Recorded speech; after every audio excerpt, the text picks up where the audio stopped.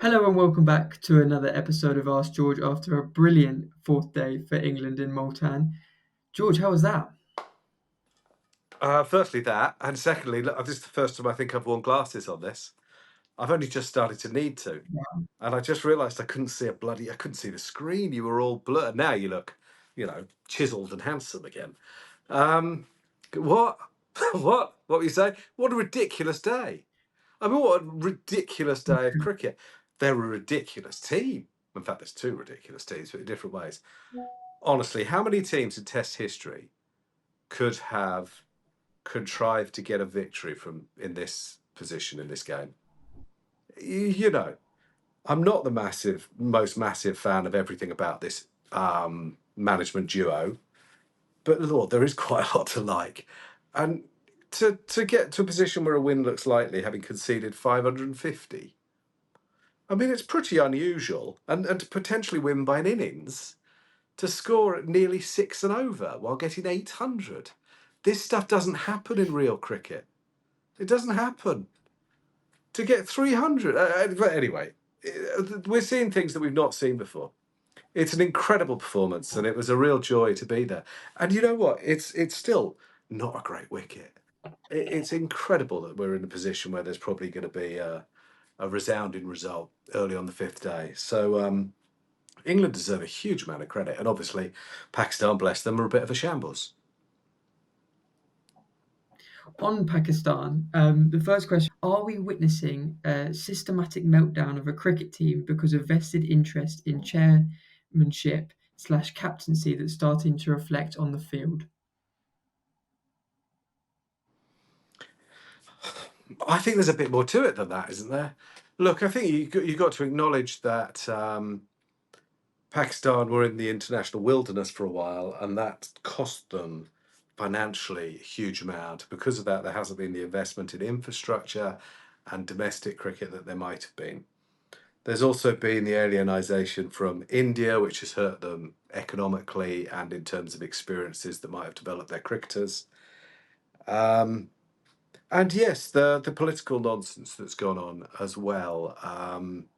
All those things have combined to be extremely unhelpful. Um, and it's a shame because, well, anyone of my age, obviously I'm a lot older than you, but anyone of my age sort of grew up loving West Indies and Pakistan cricket because of the incredible talent.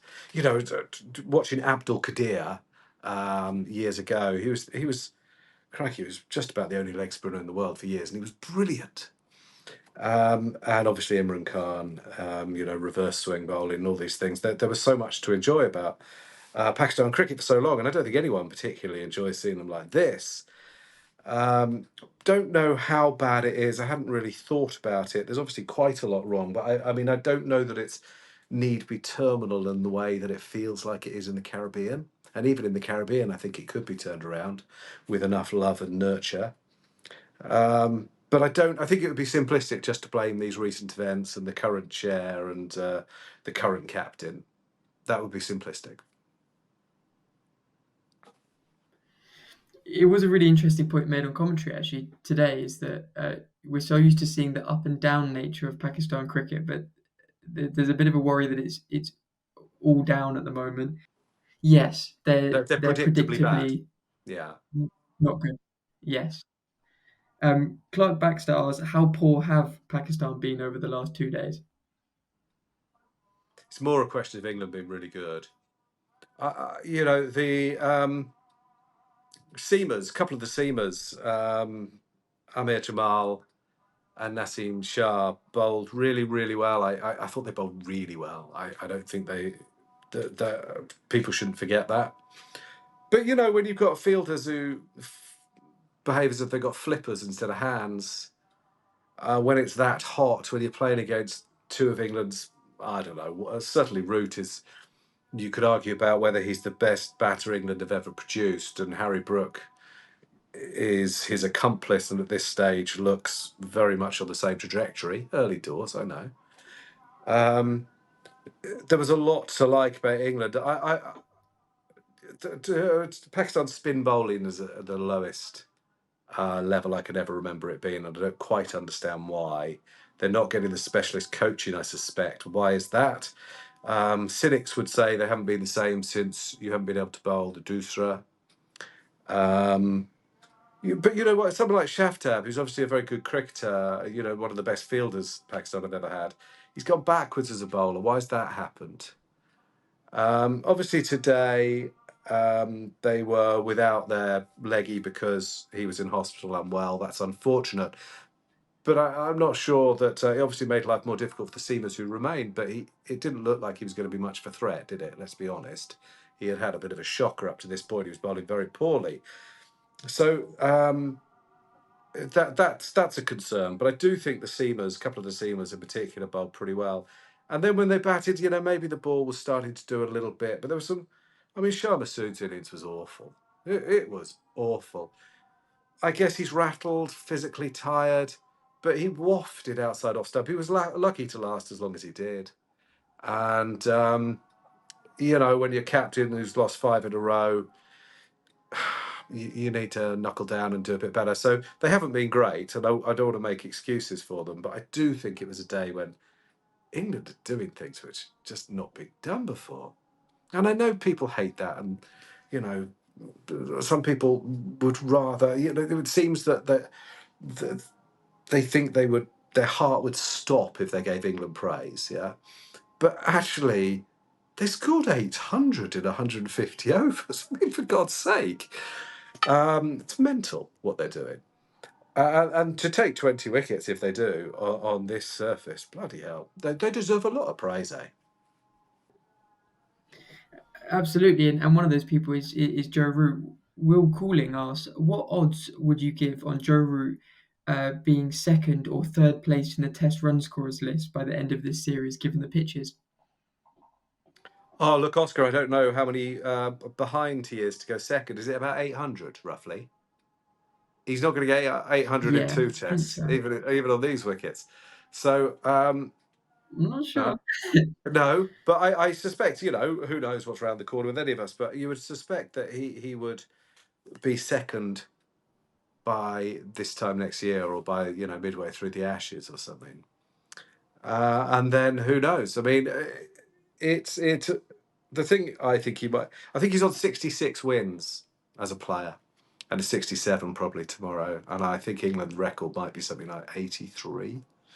So I think he'll have his eye. I think that's a more meaningful stat personally. It's about how many games you win, isn't it? And he's obviously played a huge part in England getting to a great position in this. It's not. I think Will was saying to me earlier today that he thought it would be good for the game for England to bat on and Brooke to break Lara's record. And his point was wins come and go. I'm paraphrasing. Wins come and go, but that would really capture the public imagination. That's really interesting, isn't it? I don't agree at all. I think it's all about winning. And of course, Lara's 2 huge scores didn't help win. In fact, it's 3 huge scores if you include the 500 for Warwickshire. So the great thing about this innings and this partnership was that it was tailored towards engineering victory. All of it was at every stage. And that's brilliant. That's what you want to see. It wasn't stat padding. It wasn't dull. It was with a purpose. And this could have been an absolute dog of a test match, and they've made it, really memorable. Subscribe to The Cricketer for a special offer price of just £1 a month to gain access to all my reports from Pakistan and all the news and analysis from the award-winning cricketer team. On the Lara point, Mm. Gary Blackburn asked, would England have allowed Brooke time to go and break Lara's record, or would they have declared anyway? Yeah, I think the declaration was real close. I don't think this is a particularly statty side. I don't think he says he didn't know about Hutton's record was next. Yeah, 364, I think, and that was next, the England record. And he says he didn't know, and he was batting very, very selflessly. I think he'd scored 99 in the 65 balls before he was out. So no, I never thought that the 400 was on. But I suppose you could argue that if England win with 2.5 sessions to spare at the speed he was going, they could have done. But that's been wise after the event. It's about winning. On Joe Root, back to Joe Root, Neil Varani asked, "Do we need to worry about Joe Root's failure to convert pretty double centuries into triple centuries?" I think that's his. Was it? Is it's a ridiculous amount of double centuries he's scored now, isn't it? 6, I think. I think that's 6 for England. Incredible.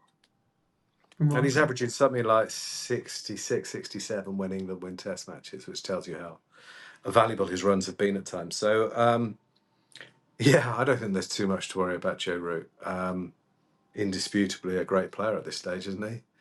And back to his best. It'd be nice to get those, get 100 in Australia. That's maybe the one thing that's not, he hasn't ticked off the record at the moment, but I think he will.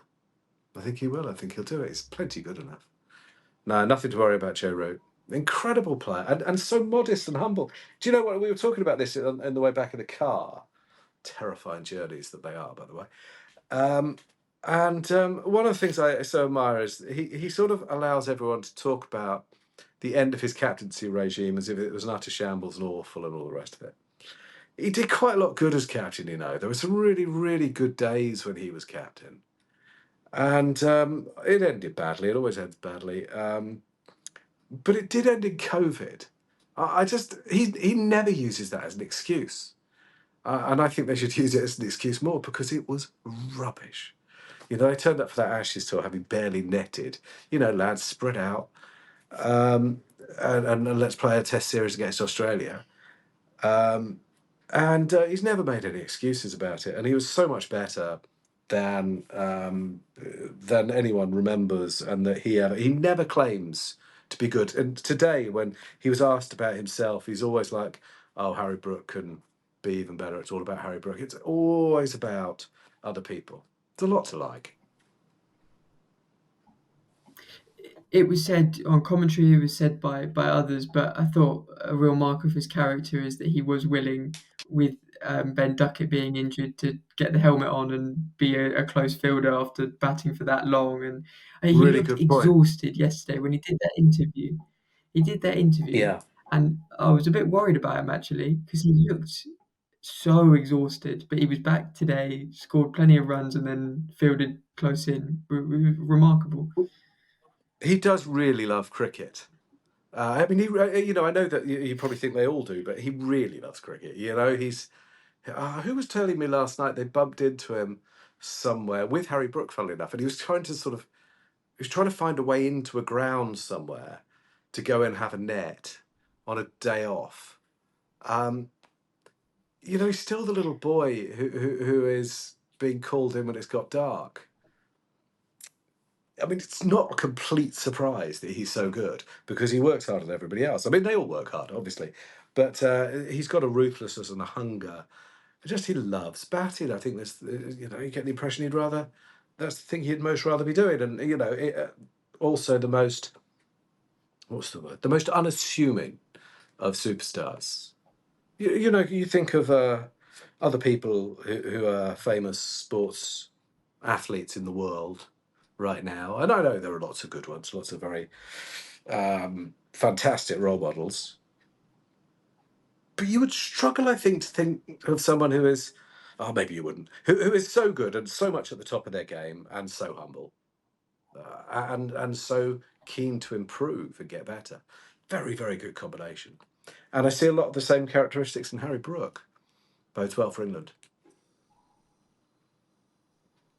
Absolutely. The Occidental Tourist asks, if this pitch is a road, have England committed highway robbery? Oh, that's such a good line. I saw this earlier and said I was going to nick it, but I felt I shouldn't because it says, it's a great bloody line. If I thought of that, I definitely would have started my piece with it. That's the line for, yeah, it's so much better than anything I've written. Yeah, brilliant. It is. There's no, honestly, I don't think there's any right to win on this surface. It's a, I haven't really gone on about the surface, but I don't think it's a good test surface. I don't think it's a good anything surface, and it's kind of amazing. We've got another test on the same ground, and there's talk that if the problems in Rawalpindi worsen in any way, the protests, we could end up here for another week. Play 3 games on this wicket. So who knows? But yeah, that's a really good line, and deserves to be the last word. Well, I just actually just on that, they did mention, albeit slightly tongue in cheek, that they would just carry on playing on the same exact pitch next week. Um, Hmm. any thoughts on that? Oh well, they've got another one prepared. Um, I Mm. mean, I don't think that's ideal, is it? I don't know. They've got to look at that. I don't know. You'd have to ask someone who knew. It's a specialist subject, isn't it? Pitch preparation, and it may be that they need to import soil or clay or whatever. But I don't think this is particularly working. And just to say on this, you know, if people say, "Oh, this is great," people love it, all the rest of it, they couldn't sell the TV rights, could they? They couldn't sell broadcast right, and entry's free, and it's not full. So I don't think we should be blasé or complacent about the future of Test cricket. It will survive one way or another, but will it thrive? And I don't think pitches like this are helping. So you know, thank goodness for England. I mean, you know what they said about saving Test cricket was obviously hyperbole and way over the top, but they've saved this Test match.